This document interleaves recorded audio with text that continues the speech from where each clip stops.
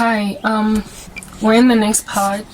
Ish. To figure out where we are, please go gauge your bearings by checking out the previous part. My phone is literally sitting by the bum of a charger because it has to charge while I talk, otherwise it's gonna die. Anyway, yeah, so I was explaining in my previous part the challenges that I have got with my WordPress account, how I would much rather prefer to write, how I also don't want to deal with the indiscretion of YouTube, their discrimination against me. I don't want to have to deal with any of that, and I feel strongly like I've got another way out. I've got a choice, I've got an option to not use any of these social media platforms. TikTok has decided to become a gangster, so too has YouTube. I've been uploading on 3 social media platforms. I don't do anything on Instagram because I'm not even trying to start. I don't want to have to deal with another social media platform that's wreaking havoc in my life. Plus, Instagram is closely linked to Facebook. They both are like, subscribed to that infinite joint called Meta. So for me, it's like if I'm on Facebook, I'm on Instagram. So anyway, so I'm not gonna even try. Maybe in the future when I've got leg room to do what I want to do, I might try Instagram. But I have literally divorced TikTok, period, because of what they did, because they're not even that big and they think they're special. They're like a big fat bully on the school playground that can't even pass in school. So I'm annoyed with it. However, with YouTube, I'm not easily letting it go because it has got power to, as opposed to me moving out of my mother's house in 6 months, in 2 years I can move out in 6. That's what YouTube could do for me. So I'm not yet giving up therein. However, because it has got that kind of power, it is wielding this wand of its in a very negative capacity in my particular life, and I've been seeking God's face to basically just lambaste the living daylights out of it by humiliating YouTube from thinking that it's like the Titanic and only God can sink it. Well, the Lord will indeed just do just that, sink it. However, in the run-up to me getting YouTube to change its mind, if it will change its mind, if it never does, I'm working on trying to establish for myself independence. Like, you know what Alex Jones did? Like, rarely ever will you, I don't know how many times I've looked for Alex Jones on YouTube. I'm not finding him. Maybe he is there, but I'm struggling to find him. But Alex Jones' main platform is independent. He's got like a website that is independent, and he is of course on Rumble, all these other like non-censoring platforms. But YouTube gave him such a hard time that the guy had to basically be a beast, a media enterprise in and of himself. So YouTube can do nothing to Alex Jones. They can't. Like, even if they remove his whole channel from YouTube, the dude is like, I'm still paying my bills. I don't care. Yeah, I want to be like Alex Jones. I want to be like Alex Jones. Literally, he's my role model. Some of the things he says, I don't necessarily subscribe to. However, I respect that he did not care to be censored and be smothered by this ridiculous thing to a point where he would just like hunker down now or abide by the rules of this like ridiculous social media platform. I want to be like Alex Jones. I want to have my own website where people can stream my videos on my website that I upload on my website. Literally 10,000 views, 100,000 views without even clicking on YouTube even once. That is my dream. If I can get that done, I will be different from other Christians that are on YouTube in the sense that I don't have to keep on doing these stupid videos where you are saying this is this word over here lest YouTube should bring me down, or they don't want to say the word vaccine, or don't want to say the word COVID or whatever. Like, I'm done. I want to be done with that. I want to get out of YouTube. And my thing in talking this whole conversation is to culminate things to this particular point, okay? That because of what YouTube is doing to people like me, and I say YouTube, but it's largely, it's also like TikTok. But TikTok, like I said, is just a stupid little small-time boy that is too arrogant for as small as he is or she is. It might be big, but it's the smallest big social media platform. And so for it to already be so freaking full of attitude is hella arrogant. It's literally hella arrogant. But let's just move on. All of this nonsense that's going on all over the show with YouTube. I am an excellent mind that is worthy of being heard. And what I say is pure, lovely, commendable, excellent, worthy of praise, and worthy of people thinking about. And God said people must think on these things, and YouTube is preventing people from thinking about these things.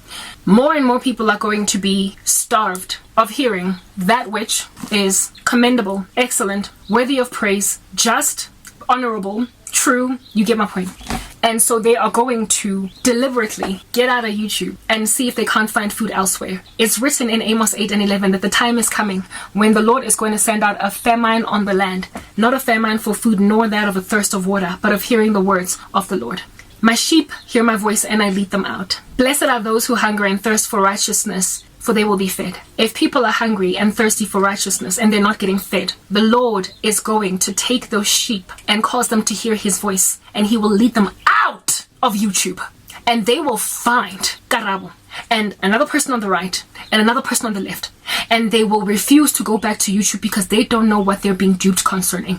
There are so many Christian ministers that already have websites as backup plans. I know Neftali 1982 or 1 has a backup website. I know Hope for Our Times, Tom Hughes, he has a backup website.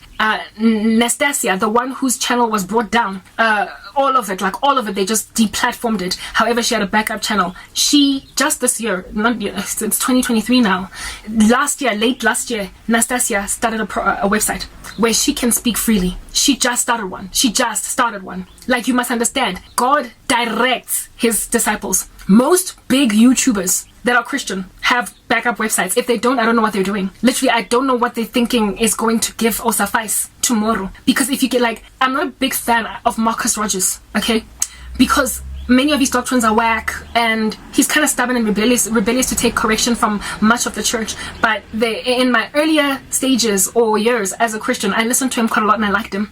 And so, like I said, he's this dude with a whole bunch of gangster bathwater, but there is some baby in him that causes me to every so often listen to him. But he's hard to just sit around indefinitely. He's definitely one that you just need to watch a lot. When you listen to him, you must watch a lot to make sure that, okay, this is one of those videos of Marcus Rogers that I click away from. So I have not unsubscribed from him, but a lot of his stuff, I'm just no, I would not recommend a person go and subscribe to Marcus Rogers. But if you're already with him and you've got a Berean ear and you can divide and separate nicely, you can listen to some of his videos and be edified. Okay, Marcus Rogers has a website, and there was recently he got demonetized from YouTube. They didn't bring down his whole channel. He still got those hundreds of thousands of followers, but he can't make money anymore. He can't. The guy cannot earn ad revenue on YouTube. Facebook is every so often silences some of his videos, but he still manages somehow to, I guess, earn some revenue there. But largely, Marcus Rogers, I believe, ability to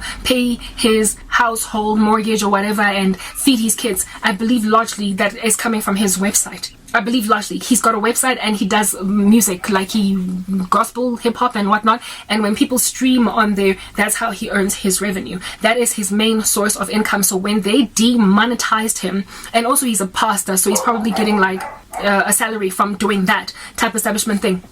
But when they demonetized his whole YouTube channel, can you imagine what a massive dent in his budget that must have made? It likely caused a little bit of an earthquake in his lifestyle because he's got such a massive following. And if it was not for his backup plan, like his website, like other ways in which he makes money, like the salary that he earns as a pastor, the dude would probably be struggling today to feed his children or keep up with his payments. That's what Christians are currently facing in the world. So if Isaiah Robin, again, he's another Marcus Rogers. Some of his stuff I'm but largely he's audible. I can listen to him. Isaiah Robin has had more TikTok accounts brought down than some of these really incredibly pornographic kids gyrating their breasts and their booties on TikTok, which according to TikTok is the greatest reason why they would deplatform anybody. So with Isaiah having to start new TikTok channels over and over and over again, he finally decided to start a YouTube channel. That is not going to get brought down, and his YouTube is thriving, is doing well, it's growing, but it was motivated by the fact that they kept on kicking him out of TikTok. So he came to YouTube, but YouTube is next. So if Isaiah, like Marcus Rogers, does not get a website, a backup plan, something else to pay for his, underpants, the dude is going to find himself all of a sudden all high and dry without an ability to make money. What that then is going to do to Christian YouTubers who that is their only way of making money, it's going to cause them to open new channels and this time around be a little bit more, neat with what they say. This time around they're not going to be so taboo, and the gospel is scandalous. Paul Washer likes to say that the gospel is scandalous. If you can't be scandalous and taboo and tell people about their sin, you're not being a gospel minister. So it turns out we all have to go independent. Next part.